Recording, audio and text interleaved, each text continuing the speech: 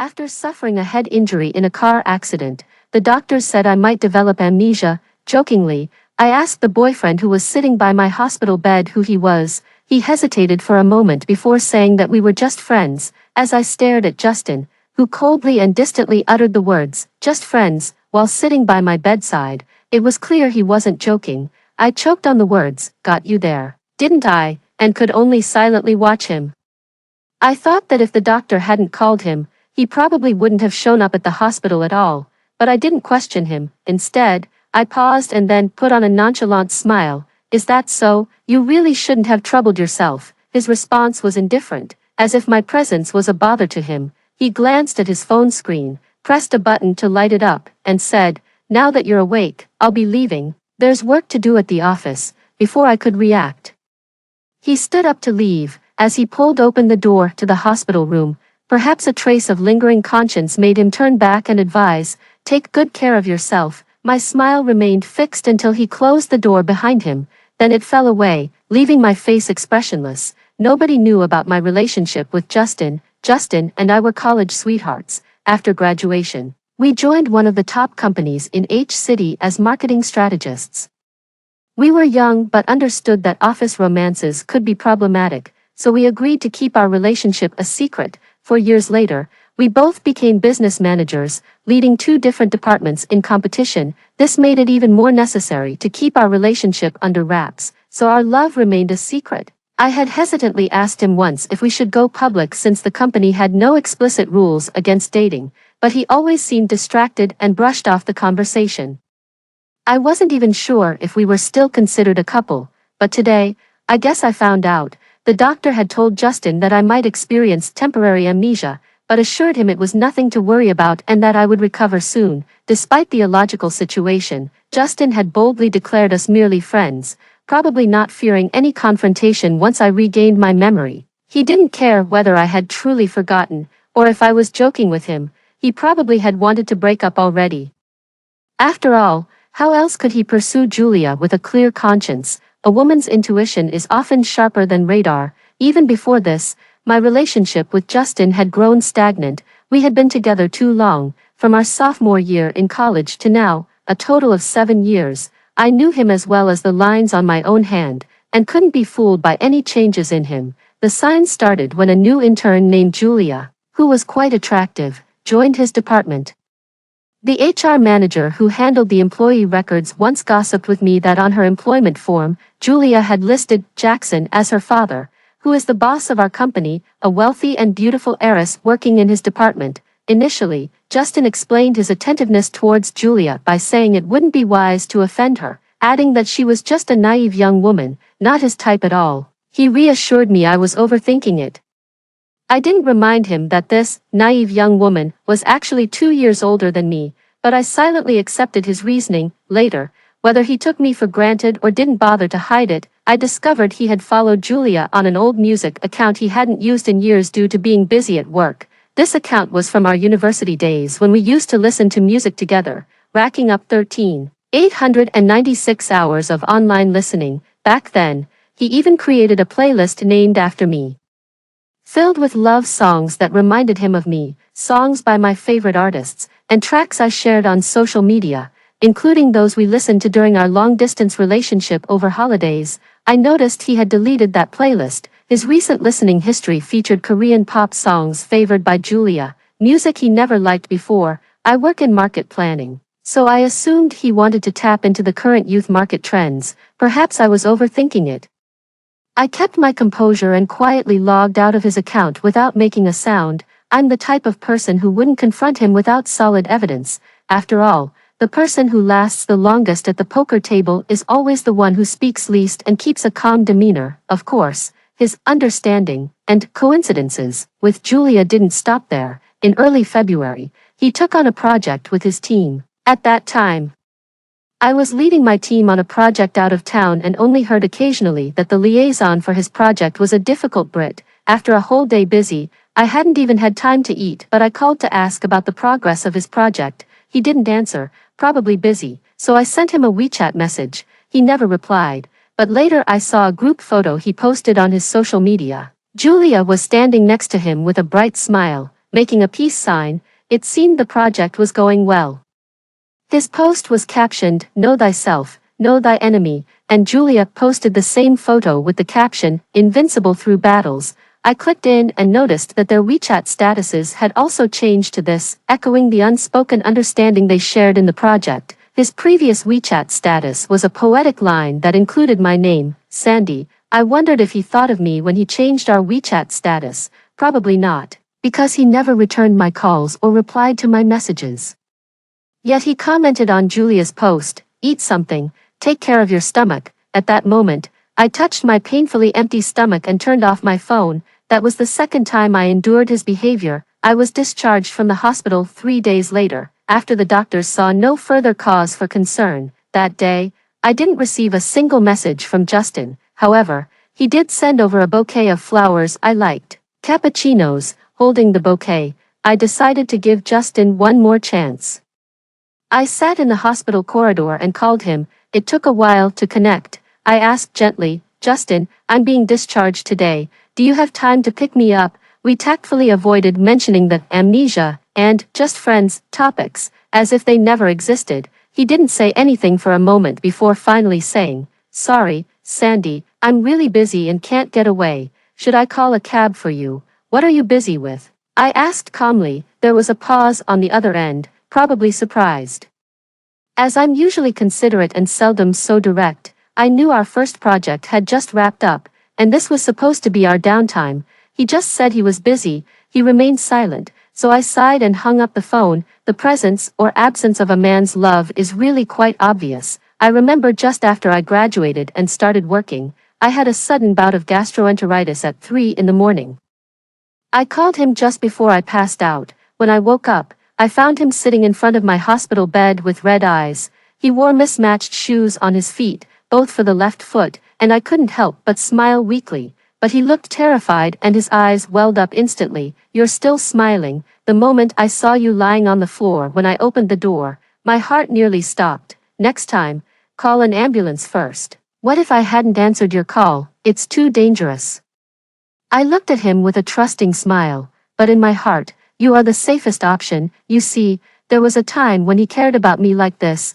We once had such a sincere and beautiful love. Even now, as everything is almost unrecognizable, thinking back on those distant memories still brings a vague, self-mocking smile to my lips. I shook my head and threw the bouquet of cappuccinos into the trash can nearby. "Do you dislike these flowers?" someone asked from behind.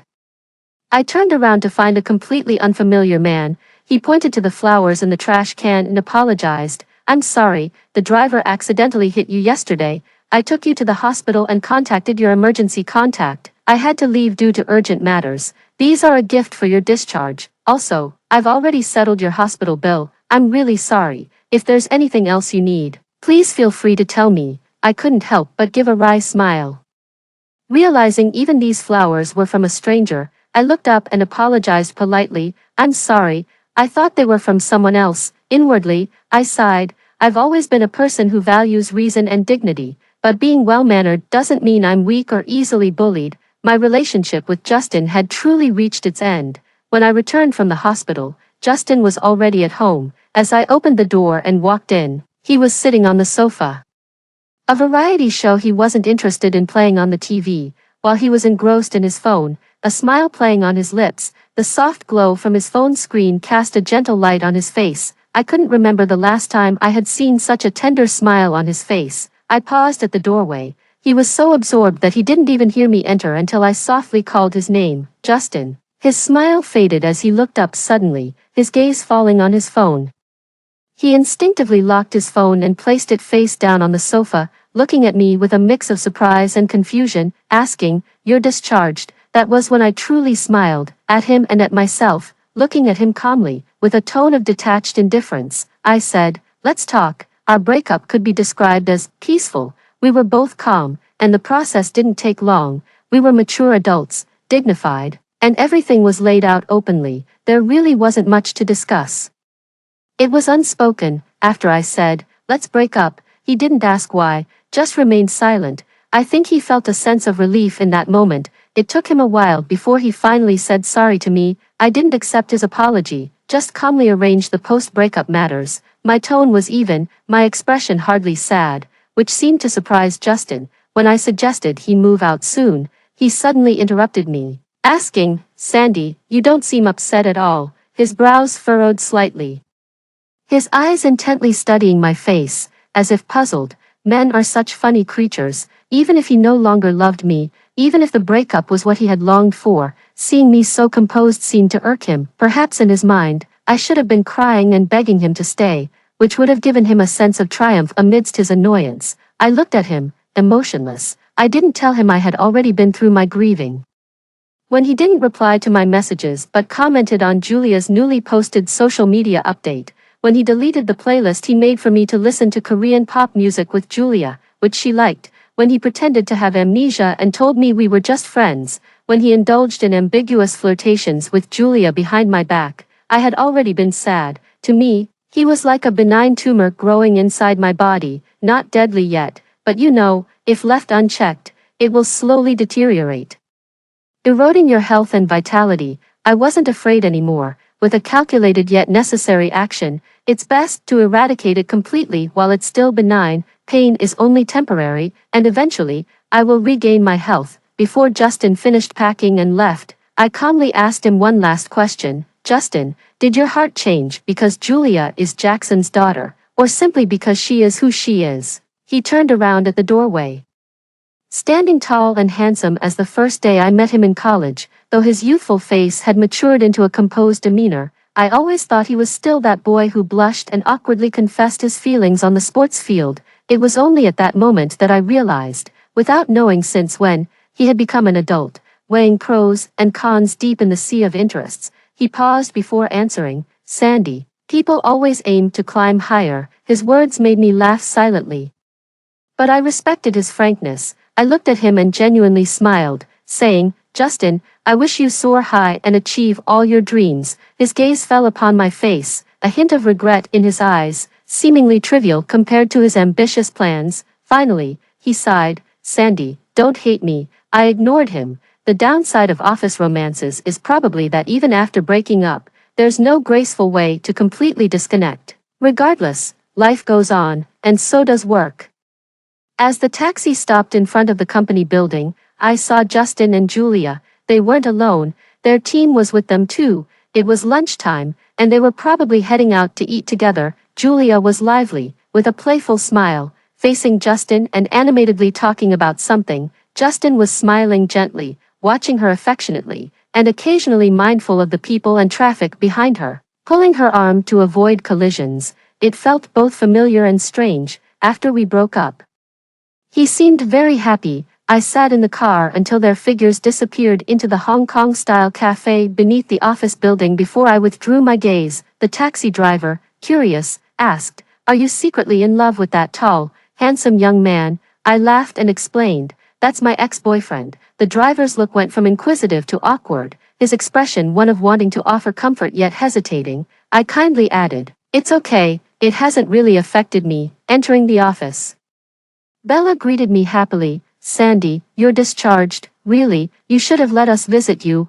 I smiled and asked as we walked, "No big deal. See, I'm fine now. How's the debrief on the Hong Kong case going?" She followed me into my office with a stack of printed materials, handed them to me, then glanced outside the office. With no one around, she leaned in and whispered, "Sandy, did you know Albert is going to manage a branch office next month? Everyone's talking about the director position opening up, probably between you and Justin. Both of you have had comparable performances over the years. We'd be convinced by either of you based on merit alone." But, she hesitated, biting her lip, looking like she was struggling to say more. I smiled gently, encouragingly. "It's okay, it's just us here. What's on your mind?" She paused for a moment before whispering, "But, a few days ago in the break room, I saw Justin and Julia from his department embracing each other. The fact that Bella, suspected to be the boss Jackson's daughter, works at our company isn't exactly a secret, which probably explains why she was so upset, thinking Justin had won unfairly." As I rolled the edge of the document in my hands, I suddenly felt the urge to laugh. While I was at the hospital, clutching my phone and wondering what Justin, from whom I hadn't heard, was up to, he was actually in the tender embrace of a beauty, but this was somewhat expected. I chuckled at myself and tried to reassure Bella, "Don't worry, personnel appointments and transfers are arranged by the upper management. Just go with the flow and focus on your job." Bella sighed, and I lowered my head to continue looking at the data. When Justin came knocking on the glass door of my office, I was quite surprised. After all, although our breakup was amicable and we didn't burn bridges, it only meant that I was civil, not that Justin and I could chat casually and pretend everything was normal. Unless necessary, I thought we probably wouldn't want any private communication with each other, until I learned why he came. He stood in front of my desk, tall and imposing, his gaze steadily on me. After a pause, he said, "Sandy, I thought you would resign." His tone was part advisory, part warning. "Sandy, we've been together for 7 years, don't say I'm heartless. Albert is transferring next month, and one of us will be promoted to fill his position as director. If I were you, I'd start planning ahead and look for other opportunities." I looked at him, understanding his intentions. He was confident he would get the position and was advising me to resign, otherwise. Once he became the director and with the boss's daughter as his girlfriend, to avoid gossip, he would likely pressure me to resign voluntarily. This preemptive advice was his kind way of suggesting I find a new path soon. I could accept a man's fickleness and change of heart, as emotions are truly not worth testing, but I hadn't expected him to lose even the last bit of his decency. I looked at him as if he were a stranger and, under his gaze, I uttered my first curse at him. "Justin, you really are a piece of trash." He took it silently. I first dealt directly with Julia a week after this conversation with Justin. After our breakup, Justin, who always cited office romances are bad as a reason for keeping relationships secret, was now openly together with Julia. I saw their lovey-dovey posts in their social media circles. Numerous colleagues from the company sent their blessings. Only a mutual friend from our college days messaged me on WeChat, surprised and asking what happened. I didn't reply to any. Julia appeared before me on an ordinary afternoon when people were either out for lunch or resting at their desks. I was alone in the break room grinding coffee beans, the rich aroma of coffee slowly filling the air. When Julia appeared behind me, I stepped aside to let her pass, but she didn't move forward, just stood in front of me, her gaze somewhat meaningful as she suddenly said, "I know you talked to Justin." She was shorter than me, with a baby face. I looked down at her calmly, my eyebrows slightly raised in a puzzled expression. She looked up at me, her eyes scanning my face, probably not getting the reaction she wanted. Her gaze turned disappointed before she paused and continued, "I saw that playlist he named after you. Besides, the way you two have been secretly dating isn't exactly discreet." She told me, "My father really admires Justin. You know, Justin is young but accomplished, mature, thoughtful, and driven. My dad says Justin reminds him of his younger self. My dad wants to mentor him. Justin has a limitless future, and it just so happens I like him a lot, and he likes me too, now that we are together. Sandy, your presence is quite the eyesore. I hope you have the sense to resign." It was then I understood her true intentions, first to intimidate, then to coerce, and finally to subtly persuade me to leave on my own accord. Holding my cup with a calm demeanor and even a slight smile, I looked down and said, "Julia, any personnel changes need to follow a proper procedure. I'm not sure if you're here to fire me or what. If you are indeed trying to fire me, the company has clear regulations. Please have HR discuss this with me and explain the reasons for my dismissal." Her face turned a mix of green and white, perhaps not expecting my firm resistance. Before I turned to leave, I looked at her and added, "By the way, any changes involving managerial staff or hire must be directly approved by the chairman. That means, in this entire company, only the chairman can fire me." "Julia, you're just an intern in Justin's department. You're reaching too far." After saying this, I left without caring to see her reaction. Not long after my conversation with Julia, Albert's transfer to Nanjing was announced. Before he left, the chairman prepared a farewell banquet for him, attended by all the management-level staff, all heads of their respective departments. We all knew that besides celebrating Albert, there would also be changes in the central department personnel. When the manager of the HR department placed the invitation on my desk, only Bella looked pale. She was someone I had mentored personally. She first cheered me on and then said earnestly, "Sandy, no matter what, our team stands behind you. If things get tough here, we'll all leave with you." I smiled, tapped the invitation on her forehead gently, and said warmly, What are you talking about? It's just a dinner. Have you forgotten my life motto? Build bridges when encountering water, carve paths when facing mountains. What's there to fear? After all, I won't be the one losing. The day of the dinner, I was very composed. In the private room, heads of marketing, management, human resources, finance, and business lines gathered together. Chairman Jackson sat at the head of the table, Julia on his left, and Justin beside her. Everyone exchanged glances upon seeing Julia, confirming the rumors as she. An intern sat beside Jackson. However, Jackson didn't introduce her, and everyone pretended not to notice, asking no questions. I sat properly beside Penny from the finance department, eating and drinking as appropriate, engaging in small talk when necessary, and staying quiet otherwise. No one discussed business.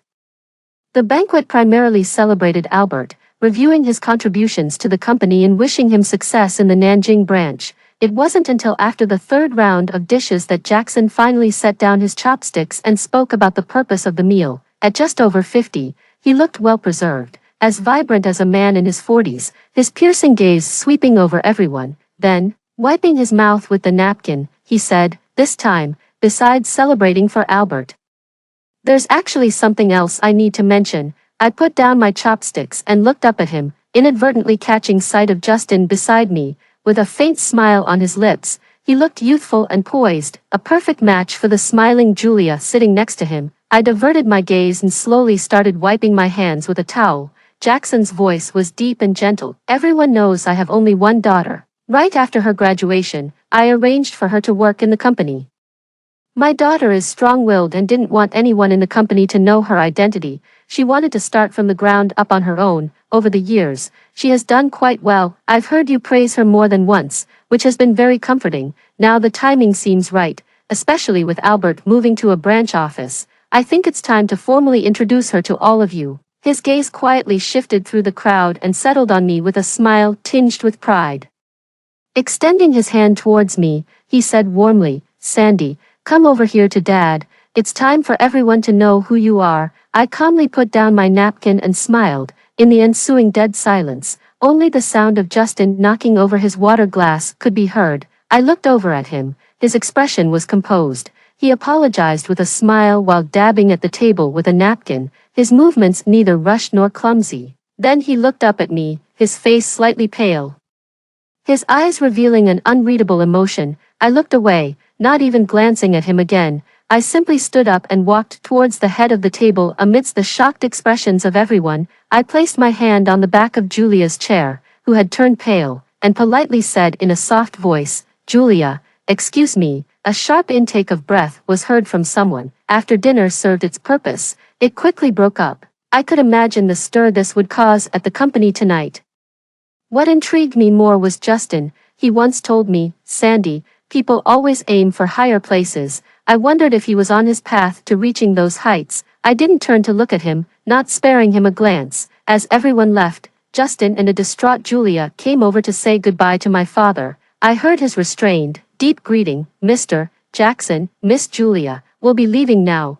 I didn't respond. My father's probing gaze fell on Justin, then shifted to Julia beside him. After a moment, he smiled amiably. All right then. When everyone had left the private room, the smile on his face gradually faded. He looked at me. What's going on with you and Justin? Indeed, I had mentioned Justin to him right after he graduated, but I hadn't told him that Justin and I were dating. However, given his experience, he probably guessed as much. I smiled, meeting Jackson's scrutinizing gaze, and said coolly, didn't you see, Julia took him.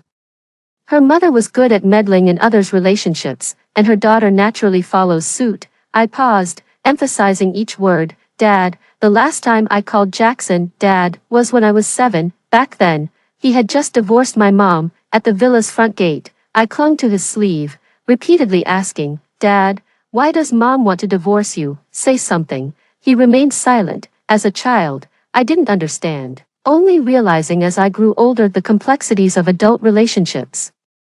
My dad and Julia's mom were childhood sweethearts. After Julia's mom, who looked down on my father's poverty, married someone else, my dad then married my mom. My mother started from scratch with him, and after their business grew, Julia's mother took Julia and divorced, reappearing in front of my father. At that time, Jackson was young and full of vigor, always harboring resentment towards his childhood sweetheart for her materialism, but the more he dwelled on it, the harder it was to forget. My mother never went into details about the past incidents among the elders, always maintaining my father's dignity in front of me. She was a dignified and effortless person who divorced cleanly after being betrayed. However, after she and Jackson divorced, he didn't marry Julia's mother but just supported her, mocking her for her poor judgment back in the day. Julia's original name wasn't Julia. Her last name was Wang, probably to please Jackson. She changed her last name to Lee when she was 8. She and her opportunistic mother were smug, unaware of me, though I knew all about them. I learned about this when I was 8, sneaking back to the villa without my mother knowing, and saw Jackson celebrating Julia's birthday. He held 10-year-old Julia in his arms, with Julia's mother standing by his side, all three of them smiling as if they were a real family. After that, I never called Jackson Dad again and rarely saw him. Justin only knew about my parents' divorce, and that I changed my name to Sandy. Then came graduation, and Jackson wanted me to join his company. His exact words were, "All these years, I haven't had any children but you. Doesn't your mother understand? You are my own flesh and blood, the empire your mother and I built. Who else would I leave it to? Your aunt has always wanted her daughter to learn the business by joining the company, but I've kept her at bay, Sandy. Your dad knows what he's doing. My mom is a woman of high pride and principles. When she divorced Jackson, she didn't take anything beyond what she deserved. Unlike her, why should I give up what is rightfully mine? The more it displeases others, the happier I am. So, I joined the company with Justin after graduation, starting from the ground up in the core business department. Jackson knew Justin, paid attention to him, praised his potential and bright future. Only because I had mentioned him to Jackson. Our family and personal relationships are complex. I intended to explain to Justin when Jackson made it public, but he surprised me first. Jackson looked tired when he said, "Dad is sorry for what he did to you." I just laughed. It's just a man's nature. I recalled something Julia had said while confronting me in the break room. She mentioned that Jackson thought Justin resembled him when he was younger. I think they are indeed similar in their lack of loyalty and ingratitude. Oh, and similarly lacking in discernment. I returned to the company 3 days later. Those 3 days were enough for everyone at the company to digest the sensational news. When I returned, everyone acted normally, as usual, no one crowding around with questions but greeting me with a warmer smile than before, all very shrewd in their professional demeanor. That actually made me breathe a sigh of relief, and I maintained my usual composure. Only Bella was upset with me, complaining that she had been worried for a long time, only to find out I was playing dumb. I finally made it up to her with a seafood feast. As she cracked a lobster claw, she asked me, "So you're the real heiress? What is Julia then?" I didn't hide it from her and briefly explained everything. Shocked, she exclaimed, "My goodness. To think there are such shameless people in the world, parading around under the guise of being the big boss's daughter. It's disgusting." Sandy, while you were away these past few days, a lot of people came to gossip with me secretly. Can I share this with them? I really can't stand Julia's arrogant demeanor. If it were true, that would be one thing, but it turns out she's nothing more than a poser, a substitute prince. Really, I don't know what she's so smug about. As I peeled a piece of lobster meat for her, I said with a smile, "It's not a secret anyway. If someone asks, just say what you want." I didn't underestimate Bella's capability. By the afternoon, the whole company knew the real Julia. When I went to the finance department to review the project budget, I saw Julia standing in front of Penny's desk. Penny frowned, pointing at the budget reimbursement form, and asked Julia, "Why does your personal shopping need to be reimbursed through the company? This approval won't go through. Also, take a closer look at the other reimbursement items. Please ensure personal items aren't included for company reimbursement."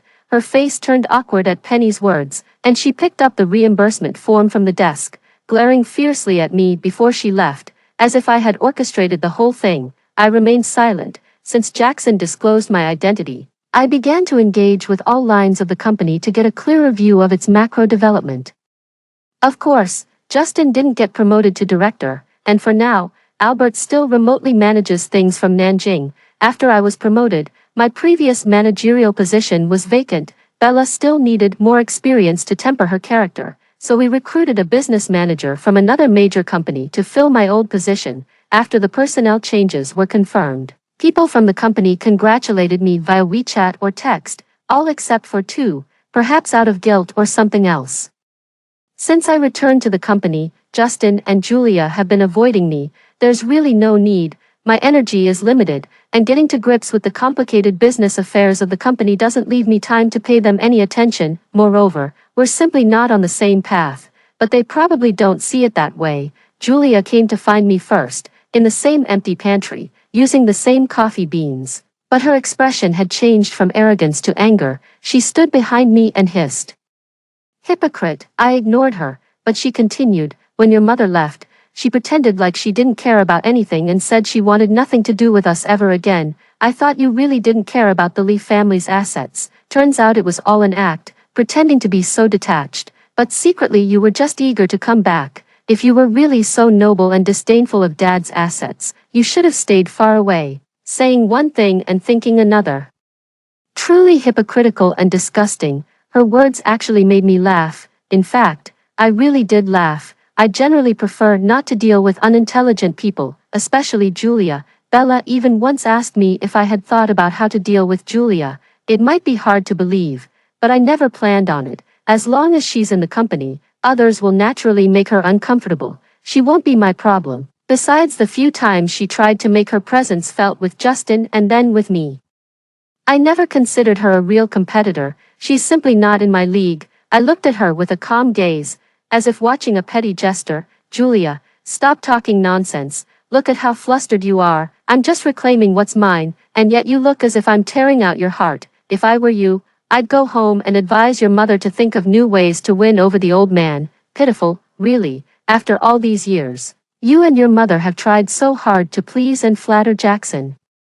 And what have you got in return, apart from a meager allowance? Not even a house. Don't worry, since I'm taking over the company, your and your mom's living expenses won't be cut off. Consider it a small token for your efforts in keeping the old man happy. You both deserve it. Her face turned from green to purple, then from purple to ghostly pale as she processed my words. Then, seemingly finding her weapon to strike back, she started to smile. I can't out-talk you, but Sandy, remember.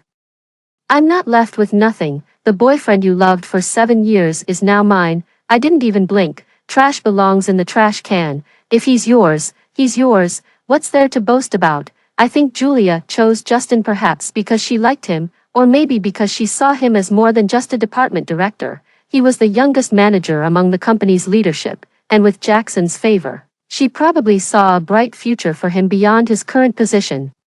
She needed to secure her position in the company, and Justin was her best ally. In some ways, Justin and Julia really were a perfect match. They were both full of pretense, using each other for their own gains, ending up with nothing, utterly disappointed. The thought was amusing. Finally, I was genuinely annoyed and, with a patient and gentle demeanor, I warned her, "This is the last time I'll be nice, Julia. I hope you take the hint and keep a low profile at the company, because I assure you, I'm not always this patient." She seemed on the verge of tears at my words, but I was no Justin. I wasn't one to pity or spare feelings. I stood there, a smile on my face as I watched the tears welling up in her eyes, thinking to myself how pleasing it was to see. Justin's resignation came as no surprise to me. I couldn't think of any reason for him to stay. He followed all the normal procedures for resignation. I didn't interfere until everything was completed, on his last day at the company. For some reason, he texted me asking if we could talk. I couldn't think of anything I wanted to discuss with him. The night Jackson publicly acknowledged my identity, Justin had also called me, saying he was waiting under my apartment building. Coincidentally, Jackson had asked me to stay at the family estate for a few days to go over some company relationships. I didn't return to my own place, nor did I respond to his message. He got the hint and didn't bother me again. Maybe because it was a final goodbye, he came to see me even though I hadn't responded to his message. I've always admired a certain calmness in him, perhaps a trait all successful people possess, pretending as if there had never been any betrayals between us. His calm demeanor made me even question my own memories. His expression was cold, hard to read, yet he stood at the door with a smile, asking, "Shall we talk?" Silent, I let him in, and he handed me a coffee. We stood side by side in front of the large floor-to-ceiling windows, the night sky dark above us, the city's high-rises brilliant with lights. Looking out through the clear glass felt like being amidst a galaxy of stars. I heard Justin sigh beside me. Remember when we first started working here? It was nearly 5 years ago, just two college graduates, also standing before these high windows looking out at the city lights. Back then, he was full of ambition, ready to make his mark, yet he was assigned the most menial tasks. Later, using his own skills, he landed $1 million deal. I still remember how he held his stomach, pain from too much drinking. Yet pale-faced and excited, he said to me, "Sandy, I'll build a home for you in this city." Eventually, that big deal was credited to his supervisor, and he received only a 500 yuan bonus. With that 500 yuan, he treated me to a hot pot dinner, sitting across from me, he, steaming hot. I couldn't make out his facial expression, only remembering his voice. It was the first and last time I saw such a puzzled look on his face as he asked me, "Sandy, how long will it take for us to make something of ourselves?" After that meal, I went to see Jackson. Since he and my mother divorced, she never saw him again, let alone had any access to his money or resources. Even though he gave me a no-limit credit card, neither my mom nor I ever used it. It was the first time I asked him for help, for Justin's sake. I remember Jackson's surprised expression. He was undoubtedly pleased that I sought his help, but I also recall his meaningful words, "Sandy, if you can't even handle this little issue and need my help, then he's not worthy to be my son-in-law." Although he said that, he still acknowledged Justin, praising him a few times in public. With such endorsement, Justin's career naturally flourished as he was both smart and capable. What I didn't anticipate was how, somewhere along the way, we gradually drifted apart. He, like a top scholar from ancient times, hoped to ascend swiftly through favor with a princess. Perhaps that was his idea of making it big. His words, tinged with nostalgia, hit me. "How did we end up like this?" I scoffed.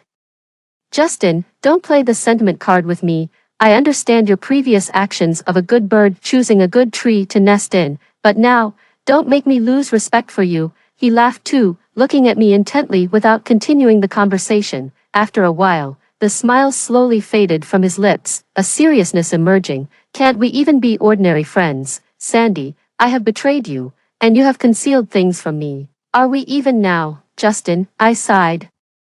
Looking back at him emotionlessly, "I don't know what you mean by even. Your idea of being even is based on me being Jackson's daughter. Have you ever thought, what if I weren't his daughter? What would become of me then?" I watched you secretly connect with the big company director's daughter, full of affection, while under your influence and pressure, I had no choice but to resign, due to the non-compete agreement. I couldn't even work in the same industry. All my years of accumulation, work, and struggles have become mere stepping stones beneath you and Julia's love. When I was wandering the streets, lost and desolate in the cold wind, I suppose you and Julia were enjoying the finest life in a high-rise downtown. Justin, tell me now, are we even? What do you think? How can we be even? Finally, looking at his pale, distraught face, I smiled slightly, distant and indifferent. Politely, I said, "Justin, there's no such thing as even. You owe me, and I'm not prepared to forgive you generously. Let bygones be bygones, and dust return to dust. Should we meet again, we'll be nothing more than strangers." After that, I didn't waste more time talking nonsense with him. I glanced at my watch and said politely, "It's time for you to go." Justin's departing figure was somewhat staggering. Over the years, I had seldom seen him look so disheveled, but he chose this path himself. Later, at an industry summit, I encountered Justin once or twice.